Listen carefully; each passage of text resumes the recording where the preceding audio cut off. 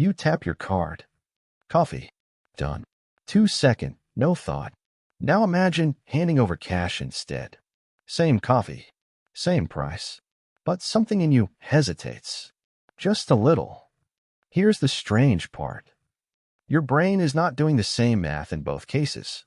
It feels like the same transaction. It is not. One of them registers as a loss.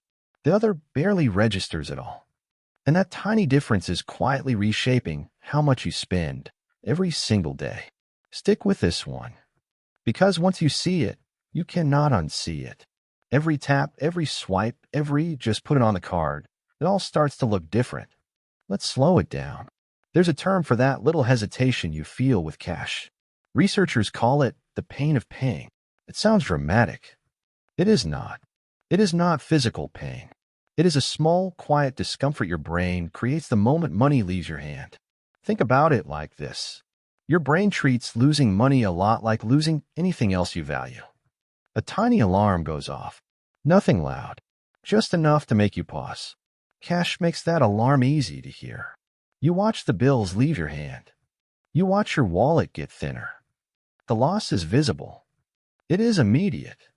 A credit card mutes that alarm almost completely. No bills leaving your hand.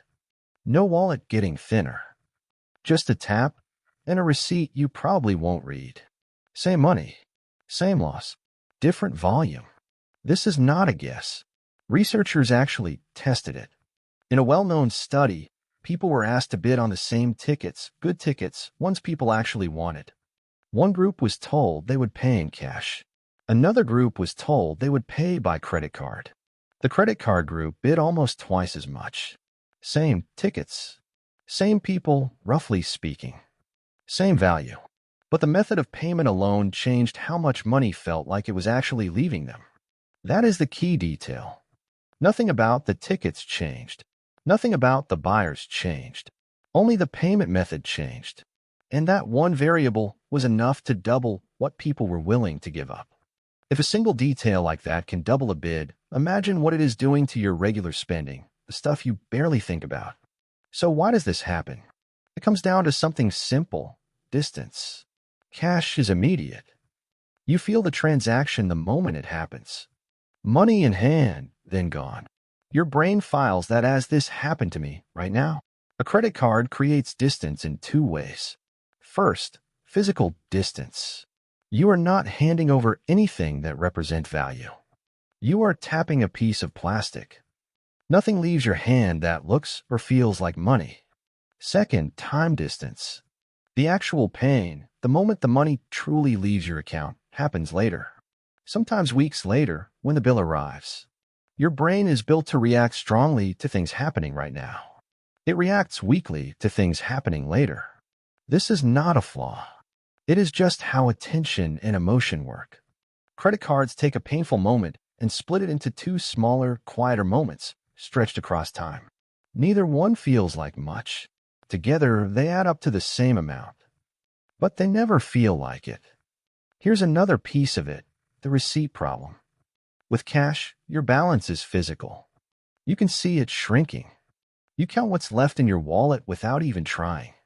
With a card, your balance is a number on a screen, somewhere else, updated somewhere else, checked only if you choose to look. Most people don't choose to look.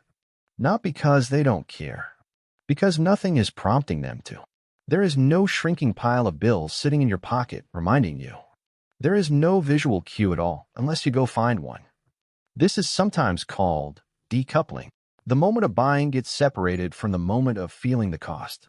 You get the reward, the coffee, the shoes, the dinner, right away.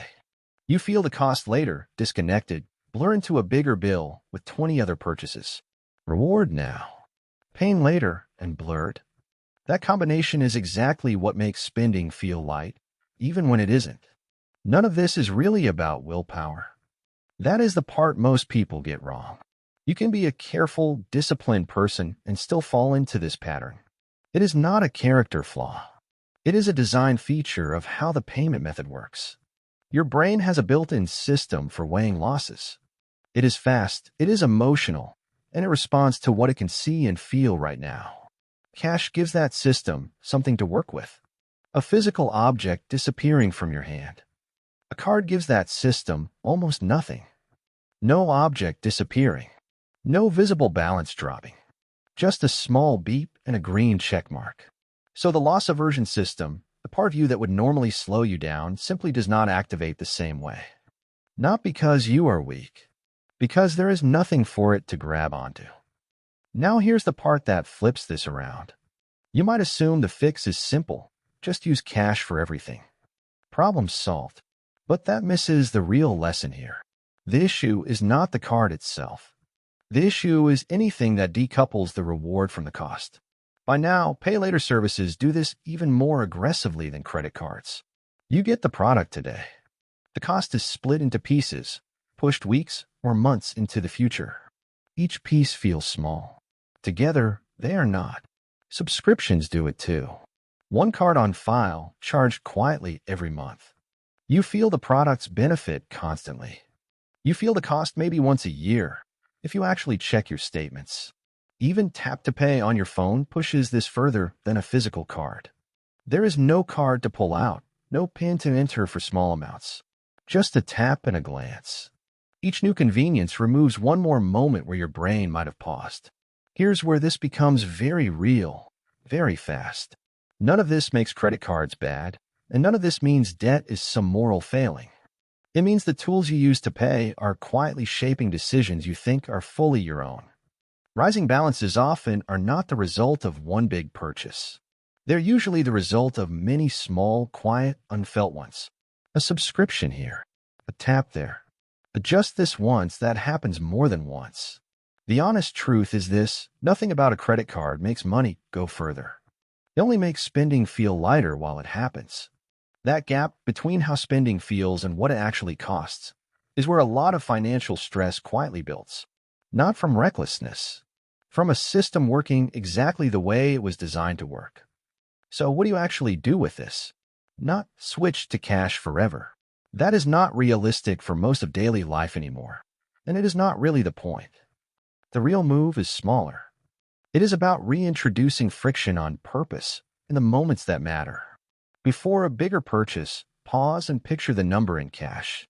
Not metaphorically. Actually picture the stack of bills that number represents.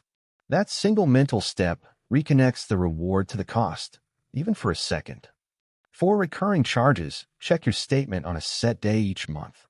Not out of worry, just to reattach a moment of attention to money that otherwise moves invisibly.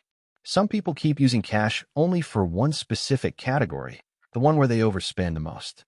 Not everything, just the one leak. Small, deliberate friction placed exactly where the automatic system would otherwise take over. Here's the mirror moment. Think about the last thing you bought without really thinking about it. A small app charge, a delivery order, a tap that took 2 seconds. In that moment, your brain was not being careless.